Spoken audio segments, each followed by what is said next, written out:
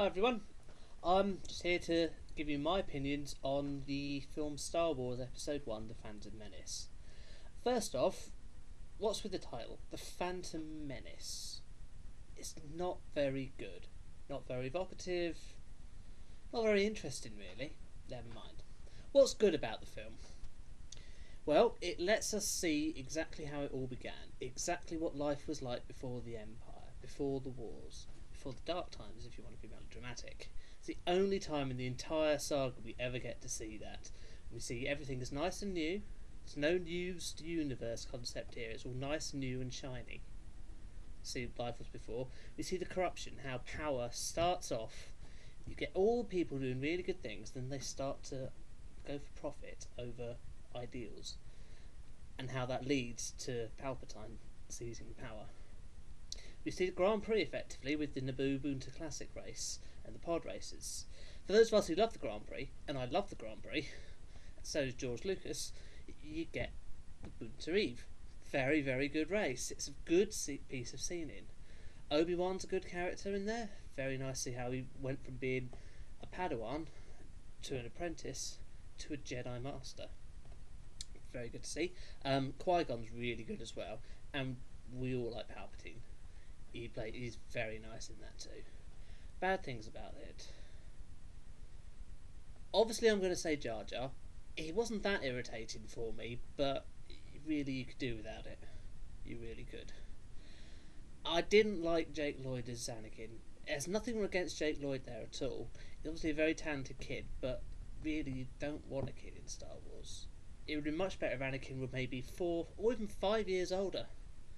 I mean, that would have made more sense with Princess Amidala as well. Natalie Portman again is a good actress. She's a little bit young in it, and you just felt a bit more older would have made it a bit more real. I mean, she's meant to be 14 in that. 14, and she wields a bloody gun and kills battle droids. What's going on there? When I was 14, I couldn't do that. And then you got 9-year-old Anakin flying a fighter better than a robot. What? I'm sorry, George. I don't mean to mock it, because I do like Star Wars Episode 1. It is still a good film. But you went a little bit off the rails there. On that, you got some great fight scenes. It has to be said, Episode 1 has the best Jedi fight scenes of any film.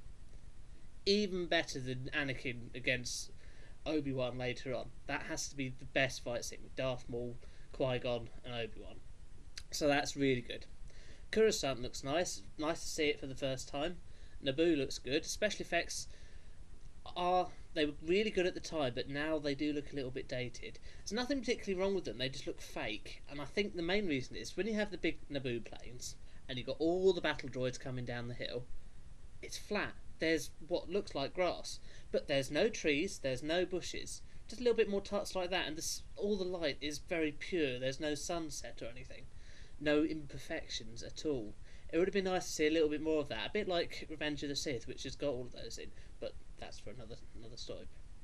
Overall, I did like Episode 1. Just because it's the worst of the Star Wars saga doesn't make it a bad film, not by any means of the imagination. I would quite happily watch Episode 1, indeed I did. I saw it twice at the cinema.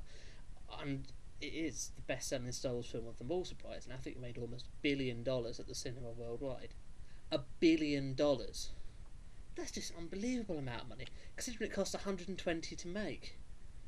I mean, what kind of film gets that return? I mean, you've got the Lord of the Rings and Titanic, and that's it. It's one of the top 5 selling films ever, inflation adjusted. So, what can you say? It's impressive, the money it made. It's a good film. It is, however, the weakest of the saga. But that's my opinion. What's yours?